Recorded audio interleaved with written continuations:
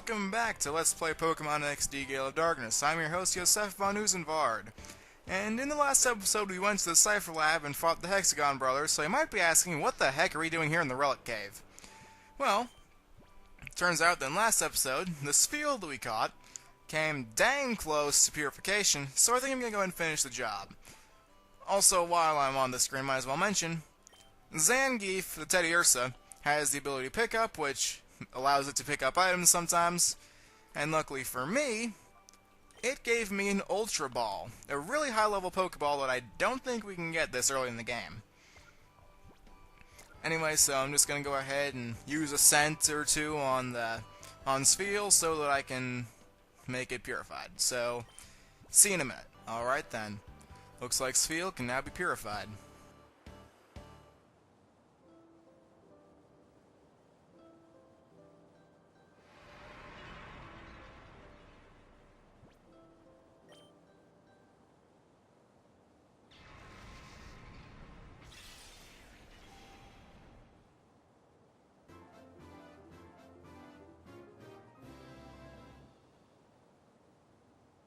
Spheal opened the door to its heart.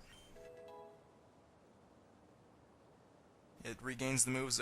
Aurora Beam? It has that? Holy crap! That's a powerful move. And Charm. That's not quite as powerful. I believe the only thing Charm does is make your attack go down. Like if you use it, it makes your opponent's attack go down, so if you ask me, not all that useful. Anyway, so we also get a ribbon, and so I'm going to give a nickname to this little guy. And that nickname is going to be...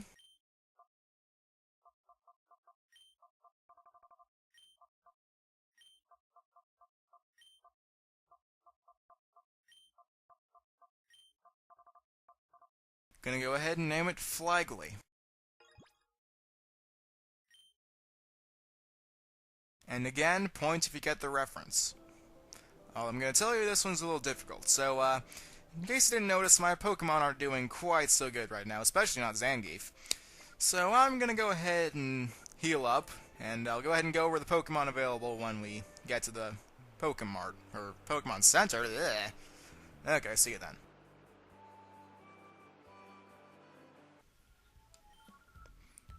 We hope to see you again? You hope that my Pokemon go through pain, maybe even get poisoned or faint or die or whatever, just so you can see me again. Lady, you're messed up. Okay. Well, anyway, so I'm gonna go ahead and go with the PC over here and glitch out for some reason. Okay. Enough glitching. So we're gonna go to the Pokemon storage. And here are the Shadow Pokemon I caught in the last episode. And actually, what I did here is kind of redundant, considering I already went over the Pokemon we caught in the last episode So instead of just doing that again, I'm going to go over basically what I did there. Basically, I added Baltoy to the team officially. I went on about how I actually prefer a certain other Grass and Dark type over Seedot's final form. I spun a yarn about how I once encountered a Munchlax that had the capacity to use Roar of Time on me, and I praised the old dude in the Agate Town Pokemon Center for, that's the second time I made that mistake, for supporting the local economy. So in that case, I guess I'll just meet you guys back at the lab.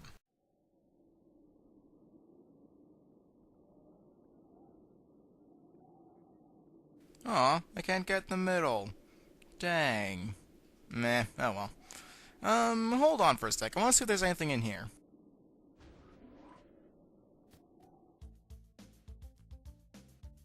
Oh, hey, there is. We got 3 Pokeballs. Definitely useful. And if I'm not mistaken, this area over here, there's like something special over here that you can't see right now that you're gonna need a key to get to. So there's a super potion right there. I could be thinking of Coliseum, I'm not sure though. So we got what I had to get from there, and I could have swore there might also be something over here. Oh well. If there is, I'll go back in a future episode and get it. So anyway, without further ado, let's go ahead and go into the meat of the lab. In through here, there's like machines. I'm not really sure what they do or if they even do anything. So here we have this. Now then, there's a guy coming up. He's a ninja. And he's the reason why I didn't want to come in the last episode. I didn't know he was this far, but oh well. So hey, you're not supposed to be in here. Okay, then I guess that he's a she. Anyway, so she's got a dust skull and a skitty. And you know what, if I'm not talking about anything, then I do have something I want to say. Recently from when I recorded this, Nintendo has announced that they are going to be making a Pokemon Black and White 2. I just want to know, what do you guys think about that? I mean, I myself think it's, I'm a fan of innovation, don't get me wrong. I mean, I've never purchased an Apple product, but still, I do enjoy it when they try to go for something different. And I'm also liking those new Kyurem forms. They both seem pretty interesting. So, just leave a comment and we'll know what you think.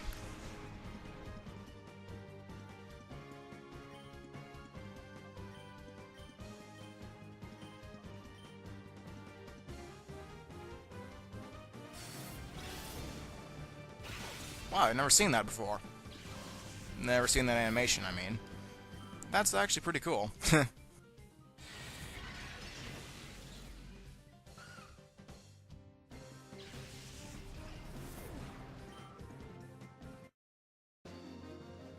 And unlike in the last episode, I'm not just gonna be speeding up and showing and not showing these battles and stuff.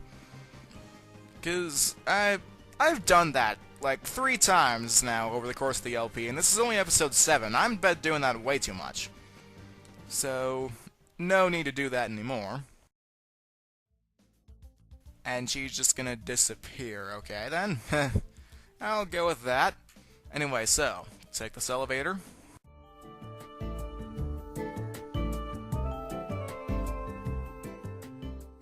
Now then, in this lab, there's a lot of branching paths. Right here you see 3 of them. I believe you don't have to take this one, so... But there's still a guard anyway. No running in the hall. I don't really see any valuable machinery aside from... The walls don't seem like they're actually techno or anything, so I don't see if I could hurt anything. I mean, maybe that glass elevator there, I'm not sure. Anyway, so she's got a Doduo and a Tailo. If we were using Mareep, then we could probably just go ahead and own her utterly and entirely. But alas, I'm not going to be using Mareep. And... Bite. And... Well, that's going to be useful right now. The reason I say that is because, both Tailo and Doduo are flying types, which the ground type and moves of them have no effect against the flying type. Ooh, a critical hit. I believe that's the first time that's happened. So basically, a critical hit is when you, hit the weak point for massive damage, you could say. It does 1.5 times the amount of damage that it would normally do, and negates any and all stat changes. So, let's say they had done a whole bunch of defense curls, so their defense is through the roof, and they had used a whole bunch of growls against you, so you can't attack for anything. If you get a crit, then that's all null and void.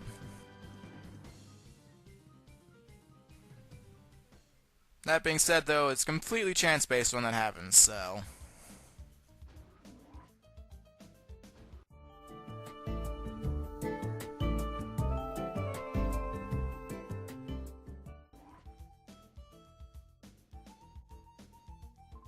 When are they finally going to get that guy to spill the beans about the purification process?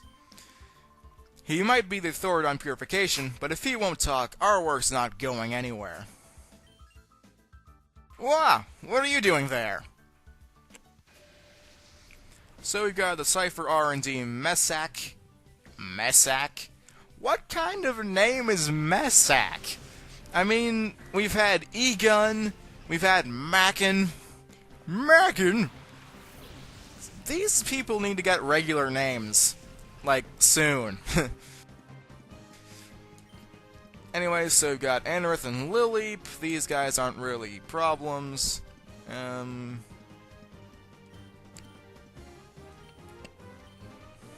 just throwing moves out there. Ah, so close. Shadow Blitz.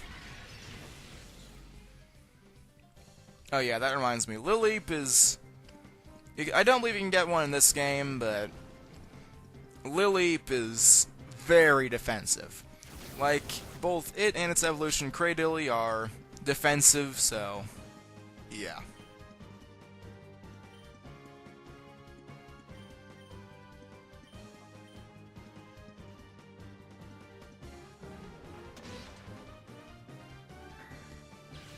You know, since I'm not talking about anything, I might as well go ahead and tell you guys about this. This is something I heard about recently. It is a new sport that has been recently invented. It is a lot like soccer, except that the ball is bigger. You can carry the ball around in your hands, and each player has a taser that can be freely used against other players. I'm talking, of course, about Ultimate Taser Ball. It just seems weird to me that they would make a sport like that. It's weird. Anyway, so we defeated Messac. All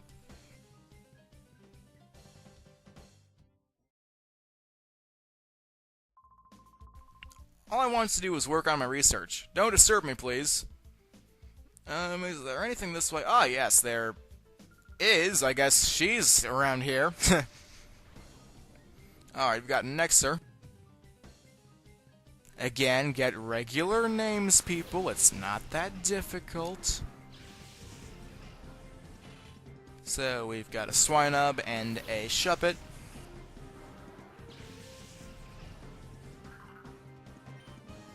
I'm gonna go and bite Shuppet, because that's super effective. And Shadow Blitz on Swinub. And boom goes the Dynamite.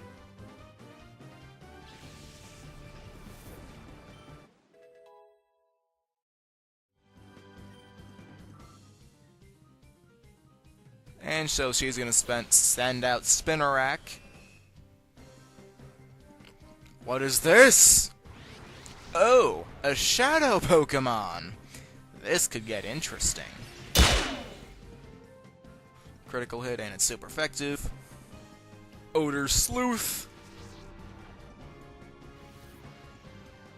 Odor Sleuth is the move that lets you identify Pokemon, I believe. It allows Ghost-type Pokemon to be hit with normal-type moves. I might be thinking of something else. But, it also increases your chance of getting a critical hit, I believe. One more of that and we'll be good. I'm gonna go and use Shadow Blitz here to finish off Swinub. Swinub with its nubby little hands. And then we've got Shadow Mist.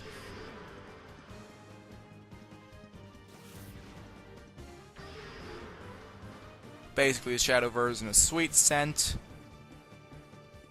Evasiveness is the ability to miss moves. Like, avoid moves, rather. A miss is an entirely different oh, dang. Well, I guess we're not going to catch that Spinarak. And we won't get the chance to again for quite a while, although I'm not hurting, because I know there's that method which I'm going to be taking advantage of. Okay, so without further ado, I'm going to see what's in here. A Revive. Revives are very good items. They do exactly what they sound like they do. They revive your Pokemon. If your Pokemon goes below a certain amount of HP, like the amount of HP it has, then it will faint, which, needless to say, is bad.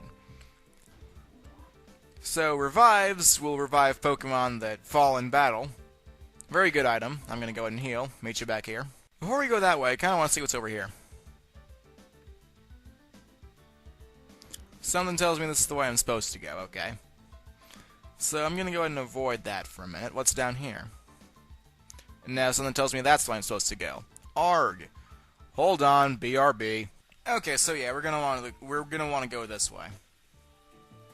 I was right for once! Yippee! Alright then, so we're gonna want to go ahead and go up these stairs. Find some stasis tanks.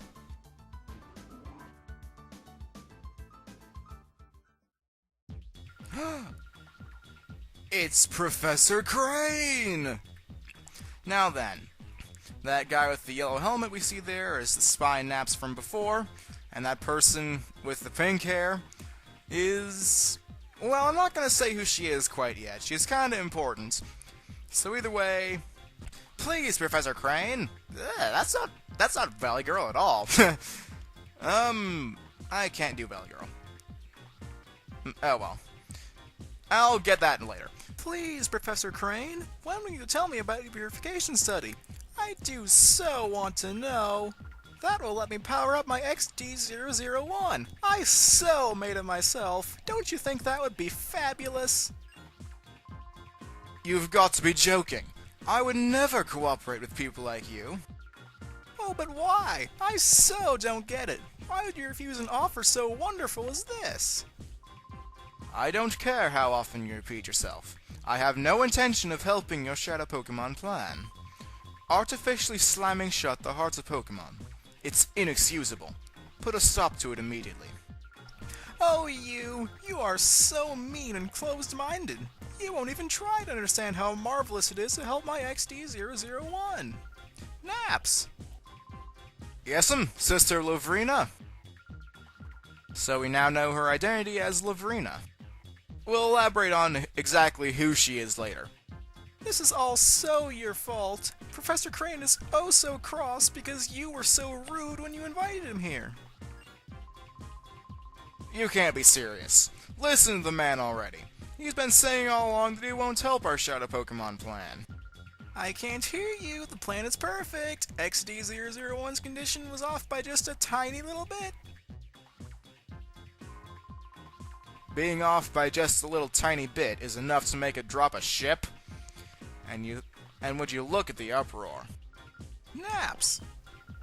It's all so your fault what happened every tiny little bit. So... you so do something about it. By the way, I love this music.